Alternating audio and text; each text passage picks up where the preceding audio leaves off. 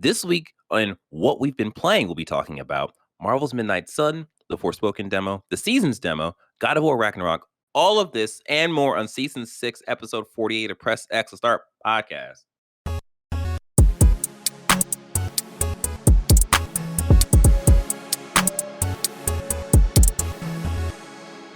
What's up, everyone? I'm your host, DJ, a.k.a. Sexy Bad Choices, a.k.a.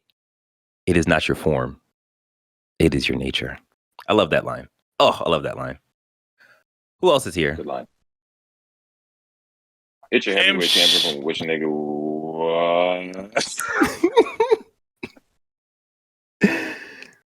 Marcus, you go first since you're royalty at this point. Okay. It's your heavyweight champion from Wish Nigga Wood, California. AKA the janitor because we watch niggas. AKA your Game Awards correspondent. AKA Cocaine Bear's cousin, the Crackoon, Marcus Ellison. The Crackoon, though? I am Sean M.F. Ross, your African-American correspondent. What the MF stand for? Tyrone Williamson Biggins.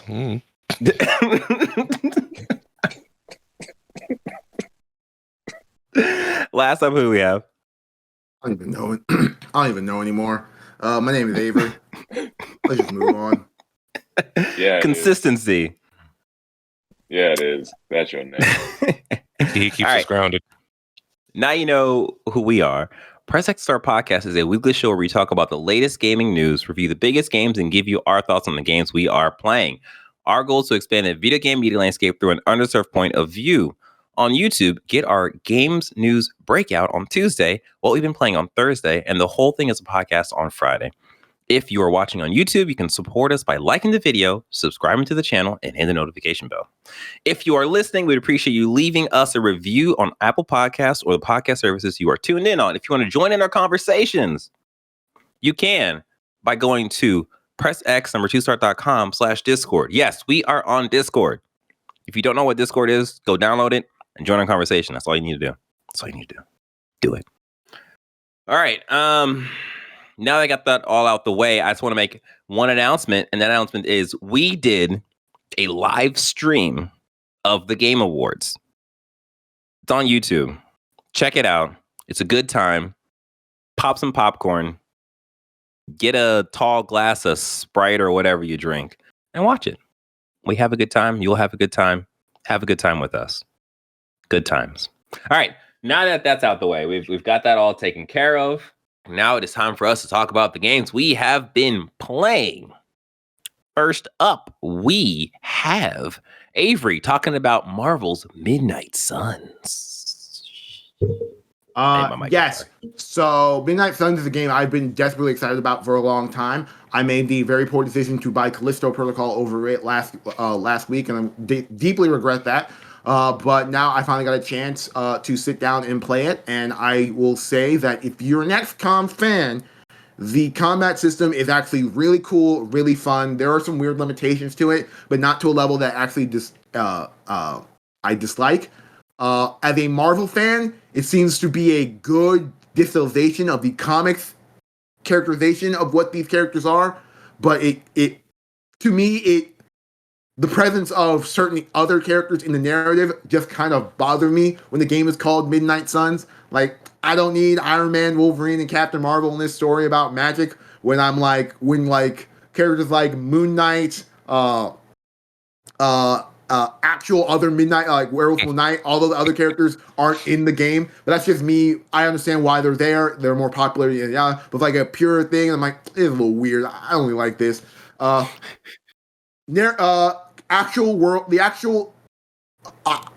game is bloated in a weird way, and I understand why it had to be, because it couldn't just do the XCOM thing of here's a weird menu and you can just go around, navigate menus to explore things. This is a game with characters that you want to interact with, so they wanted to give you an experience for you to interact with those characters to tell narrative. And for the most part, those are fine, but there's so much bullshit in this game. There's an entire world map that you can walk, not a world map, but like biome that you can walk around in, interact with things, collect things, and for the most part, they straight up don't explain to you what half the shit you're collecting is, early on, and like there's just so much, and that's not even talking about the actual card combat and how convoluted and complicated that could be. That's fun though. Like once you get into that and you understand it, it's fun. But getting to that is a little cumbersome with all the shit that's going on around it. I also want to reiterate this. I think the hunter is boring as fuck. I don't like that this character is in this game and that I'm forced to play this character on all the narrative missions in the game. There's, in the world of creative characters, they've done a good enough job with integrating this one into the narrative, so I don't feel why do I give a shit about this character and their motivations when they're just they're a proxy for the story. That being said, in the wide avenue of Marvel characters that you could have pulled through to make a focal character, I don't think you necessarily need to make up one. And I'm not sitting here going like, oh man, I can't wait to see the Hunter in the next issue of Marvel's Midnight Suns. Nah, man, I'm just sitting there going like, man, I really wish I could grow 3 deep into this mission as, Ghost Rider, Magic, and Nico and Sister Grimm, and not have to drag the fucking Hunter's boring ass on this narrative who I don't care about. But that's just me, Avery Williams. So like you have to have the Hunter in your team at all times. No. This isn't a Mario plus Rabbids issue where I like had to always have a rabbit on my team at all times, which I thought was really dumb. This is a situation where every narrative story mission, you probably have to have the Hunter on your team. But all the other side missions, which I've been spending most of my time doing, you don't need to have the Hunter with you. Okay. And then actually a question following that, if the Hunter's not on the team, does the Hunter still get XP for the missions and stuff? Or I think I have like I said, this game is incredibly complicated. There's so much fucking systems and things under the hood. Correct. I couldn't necessarily tell you, but I do think for the most part, I'm not sure if it goes vice versa or the other way around. I know if you don't take characters on you with missions, because you can only take 3 characters on the mission, which I think is a little troll in terms of like how complicated the battles get, but that's a minor nitpick. I haven't got deep enough to see if that was a good decision or not. But I'd say when you don't take a character into the battlefield, the Hunter levels up, all the other characters will level up as well. But I'm not sure if I don't take the Hunter on the mission, will the Hunter level up? Right. Okay. Well, that's pretty cool. At least you're leveling up the Hunter, so that's a positive. Not a positive. Hate the Hunter. Oh no, right. That's good though. I mean, I'm happy that you are enjoying that game, and that game, the delays for that game really work to its benefit. So I don't necessarily think delays work to its benefit. I think the delays were to add all the fucking side stuff, and they had the actual card-based system down and ready when the game was announced. Okay. All right. Well, we're gonna switch this up a little bit. Let us talk about the new demo that came out for the game. A lot of us has been excited for Forspoken. Season. Oh, okay. All right. Actually, Sean, you go first since you kind of alerted us that the demo was downloadable. So you've been playing this Forspoken demo. How have you been enjoying it? Man, this is going to be one of my top 5 for 2023. Ooh, I'm calling it. That is a bold statement, especially when Starfield's coming out next year. Whoa. Sir, don't make me curse. My only gripe with the way they did this demo is they dropped us in the middle of the game, and I think this is going to sour some people on the game because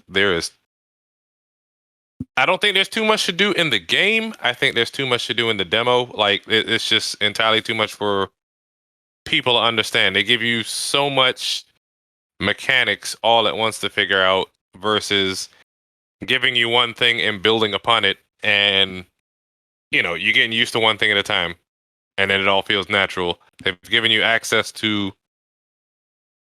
for the most part, almost everything it feels like. I did there's nothing disabled, it seems like, in this section of the world that they gave you. I did a wave kind of mission where I was defending the townspeople from waves of enemies coming in. I did a photo. I wouldn't really call this a mission. I guess it's a collectible, but like you take a photo or something that goes into a photo book. Okay. The controls, they're just going to take some getting used to. The traversal, they're just going to take some getting used to, because I'm not going to say this is a different genre, but I don't think an action game has been done like this, to my knowledge, where it's straight up magic and nothing else. As I was telling you guys on Discord, you can't just run up and box something. You can't square up or something. Yes, you have a magical kick. Yes, you have a sword, but it's different. And once you play it, if you do play it or you watch it, it'll make sense. But it's different. It is definitely different. And I will also second that the combat in this game is very unique, and that majority of your stuff is magic based. So you have to work around that. You have to work around cooldowns and so on and so forth. But yeah, are you done? You want more? You gonna say more? All I would say is I saved the demo and I may load it back up, but I'm trying to finish Callisto Protocol and other games. But I'm definitely going to play some more of the demo just because I was liking exploring what they gave us. But go ahead. Okay.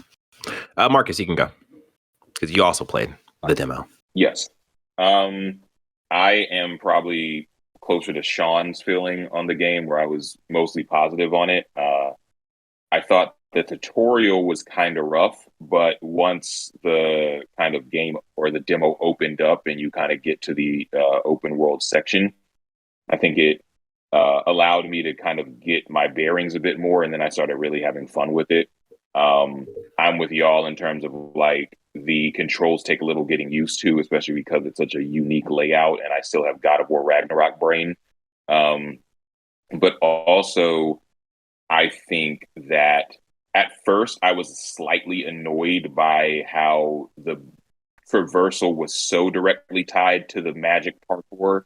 But then once I like actually thought about the fact that like in universe or in character, it would make sense for her to be able to do all this wild shit. Like, I don't know if she's a naturally athletic individual, so her being able to do athletic things without the magic wouldn't make any sense. And then also I got used to the magic parkour too, and so like it was fine. And I think it'll probably or hopefully be even smoother once the actual game comes out. But yeah, like I've been enjoying my time with it. I also saved the demo, and I'll probably boot that back up sometime else this week because I still need to finish some other stuff. But yeah, my only gripe with the game outside of what you guys said about how they kind of drop you smack dab in the middle, maybe not the middle of the game, but like you're like level 17 in the demo, so you already have access to things that you wouldn't at the beginning of the game. So it's a lot. But it's also due to the fact that you get dropped later into the game. There's already this, I guess, rapport or whatever established between Frey and her bracelet. And because of that, I can't say for sure that I'll be cool with the banter more when I actually play the full game and get a chance to actually build that relationship. But as is, it's kind of annoying. I think that Frey's dialogue is very edgy, and it doesn't come off in an endearing way. And I'm not saying that every character has to be endearing and fun, but it's just annoying so far for me. Even the bracelet's kind of annoying. So, yeah. But you can turn down the bracelet's I'm still kind of excited. Frequency of talking. Yeah. Oh, okay. Then I might do that for the rest of the demo. But yeah, like I'm looking forward to this one. I think once it drops next year, I'll probably get it within the first week. Cool. I am on the other side of the fence with this game. I was, as you guys, if you follow a podcast, you know that we are very much so. We all had our thoughts about it. It was in the store. It was in the news because of the whole hip hop thing. No, don't try and lump us into it. All of us were excited, and you weren't. No, I was on the fence. Like at first I was excited for the game, and then when it did the whole hip hoppy thing, and I was like, I didn't like that story. It made me feel a certain way, obviously. And then once they started showing more trailers, like, okay, this is actually looking a lot better for me. Now to actually play this game, I am in the camp of being disappointed. I when Sean jumped into the chat and said like stuff about the brace, the brace or whatever, talking and the whole dialogue thing, and I was like, at first I was very much like, oh my god, people are just getting into their own feelings about the chatter. It's not that bad. Playing like 15 minutes of the game, I'm like, y'all need to shut up. Like, just let me play the game. And then that's when I went into the menus and saw that, oh, you can actually turn it down. I was like, yeah, okay.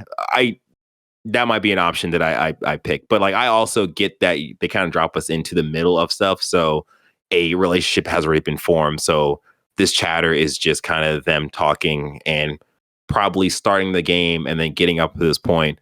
Probably it won't feel so bad at this point. Yeah, it's probably like you getting on a bus and sitting next to two people talking, and they were mid conversation. You're like, shut the fuck up! I'm trying to ride the bus. Yeah, here. I will say though, the fact that they even give you that option seems to mean that they already know that it's annoying.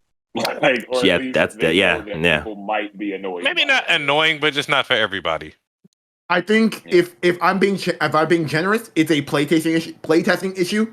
In that the chatter was they probably had the chatter up to a mid level and then had playtesting issues where people like weren't being able to identify stuff without the chatter helping you around and shit like that. And they're like, all right, let's bump it up. And then at some point, someone said, this is too much. And if I'm being charitable, someone at the studio was like, all right, let's just give it a slider. Yeah. Because I think that's a fair assumption, but so far, at least, the banter that I've heard doesn't even have anything to do with like giving you hints on anything. It's just them talking shit. And I'm like, at some point, the cuff was counting 1, 2, 3, and Freya responded like, "You're counting all the reasons," and it didn't even just finish. It didn't finish like what she was saying. It just stopped, and I'm just like, "The hell?" Yeah, I think moving on from the chatter, I think controlling the controls in this game. This is literally the most clunkiest game that I've played all year. I think there was very bad design decisions when it comes to how parkour works. The fact that you have a run, then you have a magic run. You have to hold circle to trigger the magic run.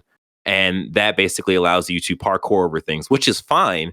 But then it gets weird because you are holding circle to parkour run, but then it only lasts about 20 feet. Then you have to hold circle again to trigger the next like stamina thing. You can kind of just hold it down, but it gets weird because you use square for the magic lasso thing. I don't know if you use that. Yeah, no, I'm about to get to that too. So so the magic run thing is weird. So I actually went to the menu and you can actually just make it just a toggle. So you press circle and it will just do the thing. So the default got weird because you are holding circle, but then you have to move the camera with the right stick. So you're doing like a weird claw grip just to navigate through the open world, which is stupid to me. Going into the menus and being able to change the toggle made my experience a lot better. But then, yes, to get to the magic whip thing that Sean's saying, you hold square to trigger this magic whip thing that allows you to scan the environment or look around the environment and throw your little whip thing that will pull you towards that object or towards whatever that thing that you locked onto, which is fine. But I feel like I feel like it being square again is just a bad idea. And I think the reason why they did that is because magic is your L1s and your R1s. So they kind of just said, we got to figure out where else to put this technique. I don't know. Yeah. It didn't feel good to me. I think the combat, there's a bunch of weird choices that happen there. You have a innate lock on and then you have a hard lock on. And it's just like, just give me one lock on. Because you lock onto something and you're like, all right, I'm shooting this thing. You move the camera and you kind of move away from that thing. And it's like, no, I want to lock onto that. Oh yeah, there's the actual lock on. So there's just decisions in this game that just didn't feel good to me. I'm not necessarily throwing this in the bin and saying like, I'm not going to play this game. I'm going to play the demo more and try to make sense of it. Yeah, get like a better feel for it. I also I hate that I'm looking at this game and I am literally coming off of Genshin Impact. I'm coming off of God of War to jump into this game. And I'm just like, I think the magic in Genshin Impact works way smoother. Like, it's just a better experience. I think the combat in Armor Core, I can't wait. And God of War is just, it's perfection. So having to play this is just like, man, I'd rather be mowing the yard or whatever. Like, it just, I think it's just something that I have to just sit down and like have time and learn this system. But I don't know. This definitely feels like their B tier game.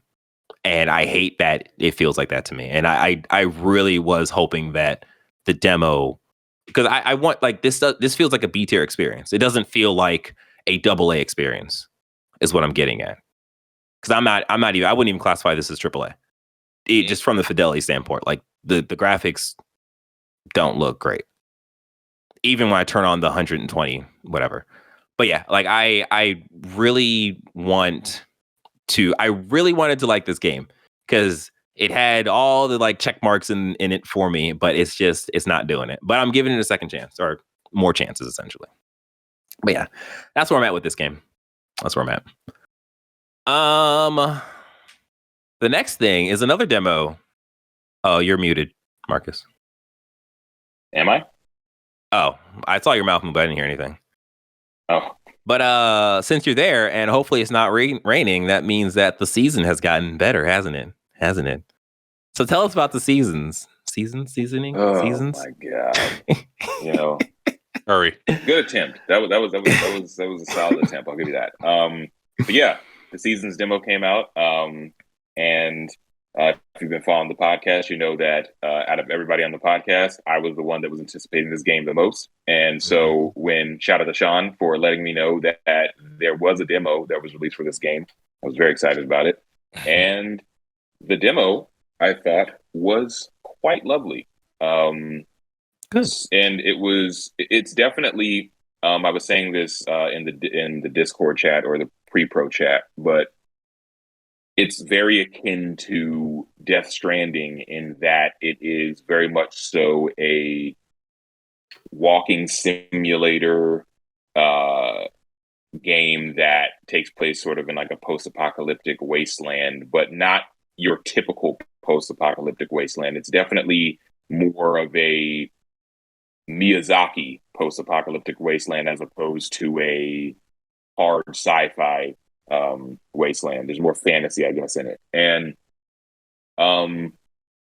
they give you kind of like a very simple but fun or engaging level. I wouldn't say it's a tutorial, but it's definitely like a opener of sorts. Okay. And it's pretty short, but it gives you a good read on kind of the world that you're exploring, the point of the game, and kind of gives you a feel on what this all is going to be. Like, there's no misleading here. It's not like, once again, bringing up Death Stranding, how, a lot of people went into Death Stranding off the strength of it being a Kojima game.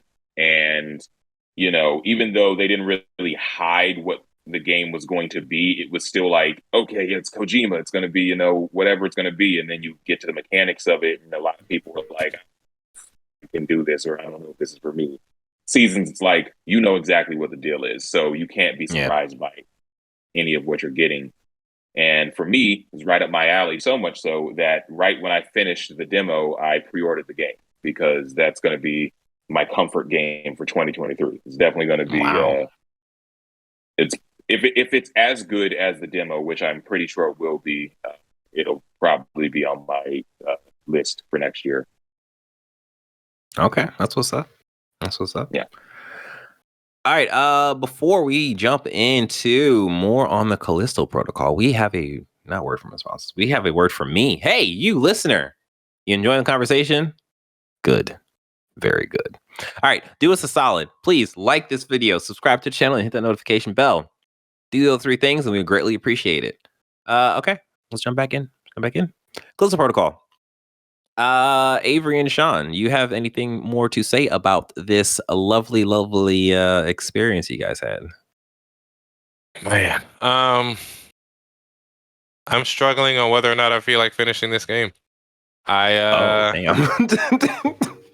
I don't want to waste my money, but I played the double head boss, and he is easy, at least on easy. I'm not sure if On easy, it's an escalation of difficulty. It's like the first time you find it, it's incredibly hard because of the checkpoint the game gives you. The second time you find it, it's even harder because of the enemies that they start posting with it. And then the third time you find it, they put it in the dumbest arena possible, where literally all you have to do is stand at one side and shoot him, and he dies.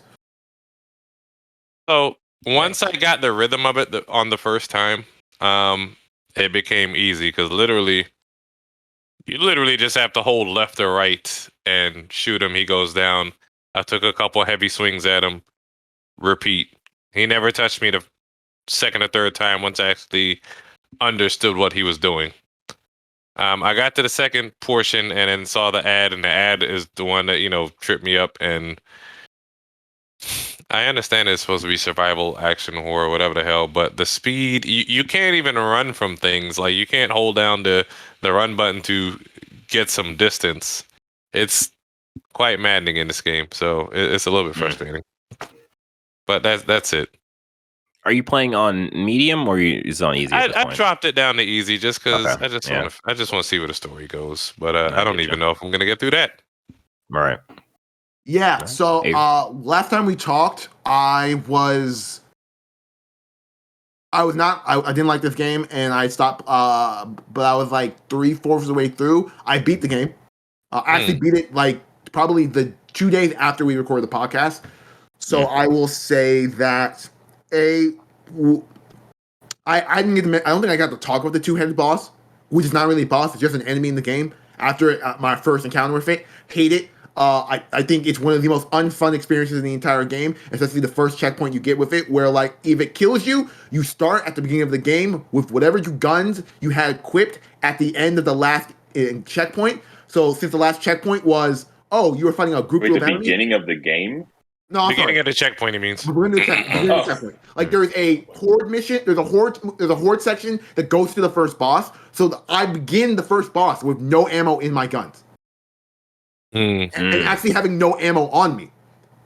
So I had to then open So I had to open the boxes, get into that animation of opening the boxes, getting the ammo out, then switching my guns to reload them while dodging this thing, which moves pretty much faster than anything else in the game, and has an insane reach and can two-shot you if it hits you.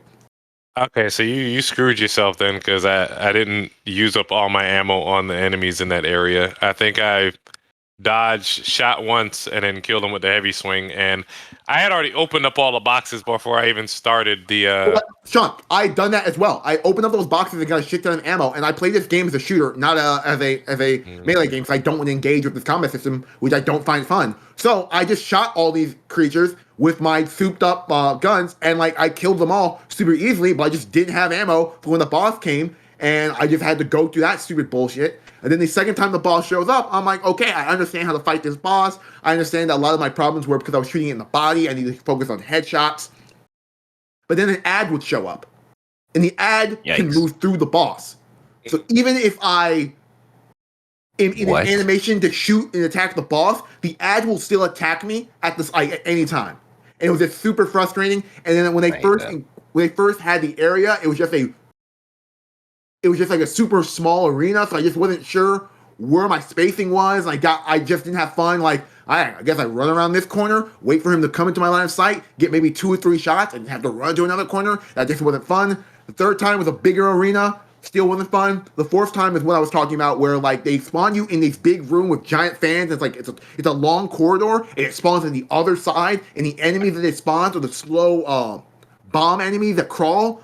So it was literally just me getting to one side, killing all the enemies, and just shooting him from afar with my maxed out gun and killing him in like 2 try. So it was like super easy. It wasn't really challenging. I got to the final boss as well. The final boss is just a souped up version of Two Head in regards to how it plays. So like once in a bigger arena. So like once you understand the like mechanics of you have to do damage to break his armor, then shoot his head. And it's like, oh, okay. Then it was just a super easy. I got to the final boss in one try. It wasn't. It was like literally the easiest challenge encounter in the game put in front of my face. I want to reiterate my feelings about this game in that I find Jacob, your main protagonist, super boring. I don't find the game's story super interesting. Once you learn the point of what the story is, I'm just like, oh, this is just like you didn't even try. Like, I guess this is a spiritual successor to Dead Space, but I mean, do something different. Don't just do more Dead Space. It is so boring. And like, the game looks amazing, but the game doesn't have any. It doesn't have.